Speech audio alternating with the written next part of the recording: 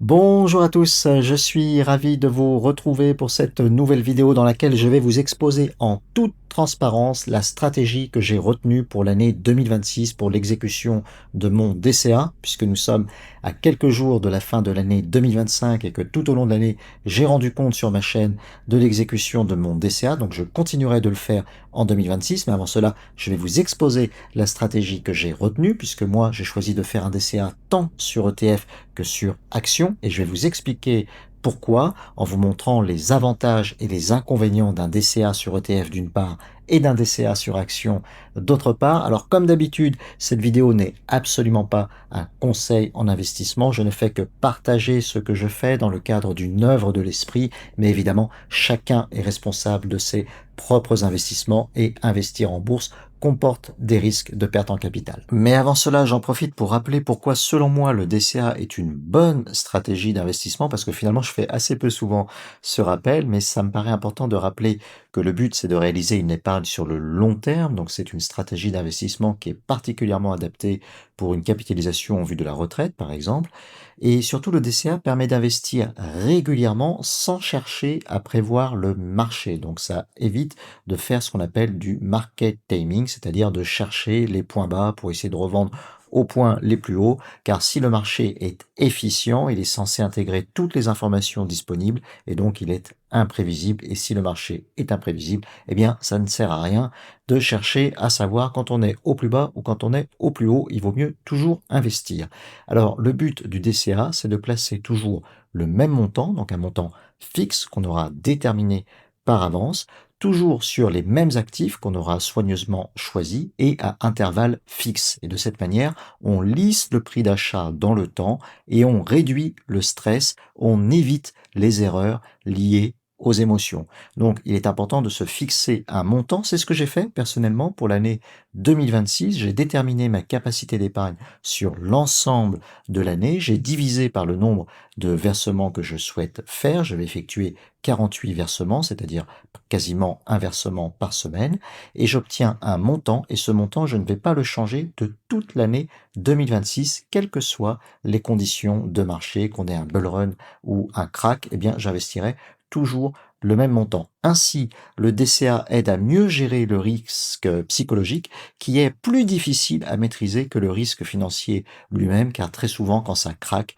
on panique, on a peur et on vend, ou inversement, quand ça monte trop vite, eh bien, on est pris dans ce qu'on appelle le FOMO et on a envie d'investir plus. Le DCA permet d'éviter ces deux risques, ces deux biais psychologiques. Et ainsi, le DCA nécessite au moins deux qualités, c'est l'humilité d'une part et la discipline d'autre part. Donc une fois qu'on est parti sur ces bons principes, sur ces bonnes valeurs, on peut choisir un actif sur lequel on va investir. Donc si on souhaite s'exposer au marché action, celui qui a la meilleure performance sur le long terme, on a deux grandes familles d'actifs possibles, les ETF d'une part, ou bien une action, d'autre part une ou plusieurs actions. Donc généralement, on conseille plutôt le DCA sur ETF. Pourquoi? Parce qu'il y a moins de risques, vous voyez dans les avantages, on a une diversification immédiate, ça permet de réduire le risque spécifique à une action. Un DCA sur ETF ne peut jamais tomber à zéro puisque vous investissez sur un indice qui est auto-nettoyant, vous avez un rééquilibrage et un nettoyage automatique de l'indice qui fait que les mauvais titres vont finir par sortir, remplacés par des bons titres.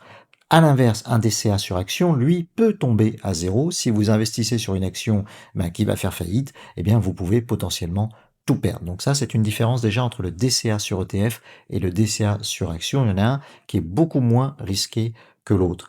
Par ailleurs, autre avantage du DCA sur ETF, c'est qu'on est sur une gestion purement passive, pas besoin de choisir les bons titres, pas besoin de suivre au jour le jour les marchés, donc c'est quand même une gestion beaucoup plus simple. Alors que le DCA sur action nécessite quand même de suivre les actions sur lesquelles on a investi pour vérifier bien, que les raisons pour lesquelles on a investi sont toujours valables. Donc ça va vous obliger par exemple à suivre les résultats trimestriels des actions sur lesquelles vous investissez. C'est ce que je fais personnellement pour toutes les actions que j'ai en portefeuille, Apple, Tesla. Je regarde les résultats trimestriels régulièrement pour vérifier que je souhaite bien garder les actions en cause.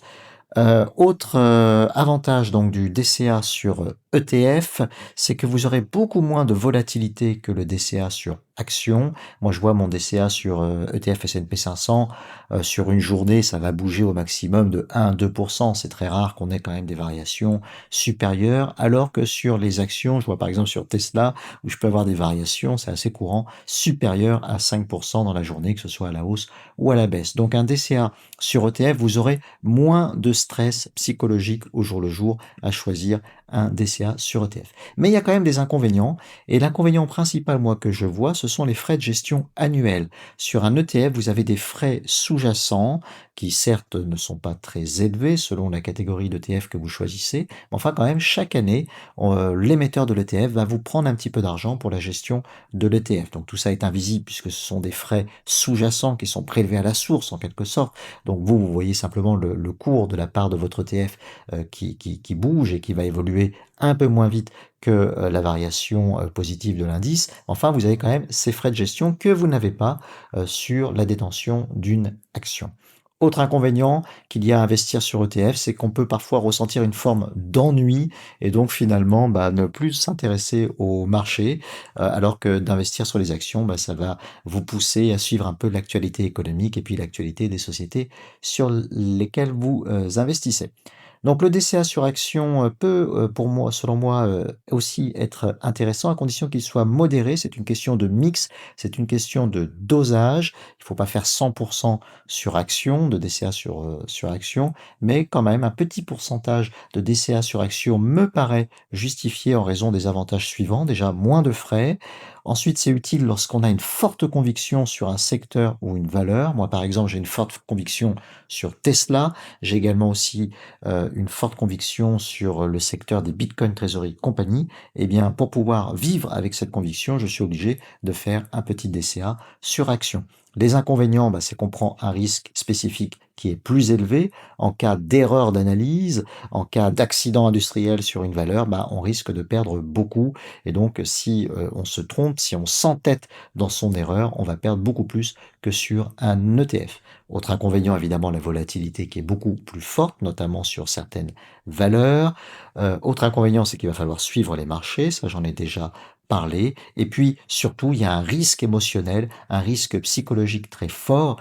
C'est que si ça se met à trop baisser, eh bien, soit vous pouvez tomber dans une détresse psychologique du fait que vous vous en voulez d'avoir fait une erreur, soit, alors là, c'est encore pire, vous allez renforcer, vous allez vous entêter, vous allez renforcer à tort votre conviction en rachetant régulièrement pour moyenner à la baisse votre prix d'achat, et ce qui va vous conduire à amplifier vos pertes. Donc voilà pourquoi moi je me suis fixé une limite personnellement pour 2026, c'est pas plus de 20% en actions. 80% en ETF, 20% en actions pour mon DCA. Si je m'écoutais, ce serait exactement l'inverse. Ce serait 80% en actions et 20% en ETF, puisque j'ai des fortes convictions sur une action en particulier, Tesla, et sur un secteur en particulier, les Bitcoin Treasury Company. J'en parle souvent sur ma chaîne. Mais je pars du principe que je peux me fourvoyer, je peux faire une grave erreur d'analyse, et donc il vaut mieux que je me sécurise, que je m'auto-discipline, et donc je limite à 20% mes DCA sur les actions. Alors comme je vous le disais tout à l'heure, j'ai d'abord déterminé un montant fixe pour mon DCA pour l'ensemble de l'année. Je l'ai chiffré à 175 € par semaine. Il y aura donc 48 versements de 175 € qui seront effectués tout au long de l'année 2026. J'en rends compte sur ma chaîne une fois par mois dans le cadre de mon suivi de DCA. 80% seront sur un ETF S&P 500, on verra ensemble la performance que ça donne. Moi, je choisis le DCA sur S&P 500. Généralement, il y a 3 grands types d'ETF qui sont choisis pour ce genre de DCA généraliste. L'ETF Nasdaq 100, lorsqu'on a une appétence au risque un petit peu plus élevée, puisqu'on sera un peu plus exposé sur la tech américaine. On a aussi l'ETF MSCI World, qui est un petit peu plus diversifié sur davantage de secteurs. Et puis, on a l'ETF S&P 500 qui est devenu très populaire parce qu'il y a un petit peu moins de frais, parce que, officiellement, il est uniquement sur la zone États-Unis, mais en réalité, ce sont des sociétés mondialisées, donc en fait, on est exposé au monde entier lorsqu'on est sur le S&P 500. Et puis, la popularité de cet ETF vient aussi du fait que c'est celui qui présente l'une des meilleures performances avec le Nasdaq 100. Parallèlement à ça, j'investirai donc 10% sur Tesla, soit 17,50 € par semaine, et 10% dans une ou plusieurs sociétés du secteur des bitcoins, trésorerie, compagnie. Donc voilà, ma stratégie 2026 que je vous expose en toute transparence. Je vous ai expliqué aussi les raisons pour lesquelles j'avais choisi cette stratégie, les principes qui m'ont guidé. Ce que je vous propose, c'est si vous avez des observations, des questions, des commentaires sur cette stratégie, eh bien n'hésitez pas à les faire en bas de cette vidéo. On en discutera avec plaisir ensemble. Et puis si vous-même, vous avez des principes pour déterminer votre stratégie pour votre DCA, n'hésitez pas à les partager également en commentaire. Ça pourrait être utile à tout le monde. En attendant, je vous souhaite des joyeuses fêtes de fin d'année. Et puis je vous retrouve comme promis dès le 1er janvier pour vous faire le suivi du DCA. À bientôt. Ciao.